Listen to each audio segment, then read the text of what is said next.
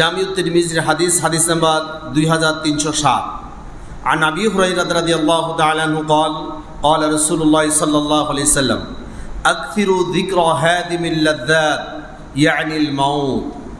নবী করিম সাল্লাল্লাহু আলাইহি সাল্লাম বলছেন, আকসিরু, তোমরা অধিক পরিমাণে, যিকর, তোমরা জিকির করো, স্মরণ করো, তোমরা নিজেরা প্রস্তুতি গ্রহণ করো, হাদিমিল লাযযাত, তোমার সকল স্বাদ, সকল স্বপ্ন, সকল পরিকল্পনা নষ্ট করে দেয়, ইয়ানিল মাউত, আর সেটা হচ্ছে মাউত।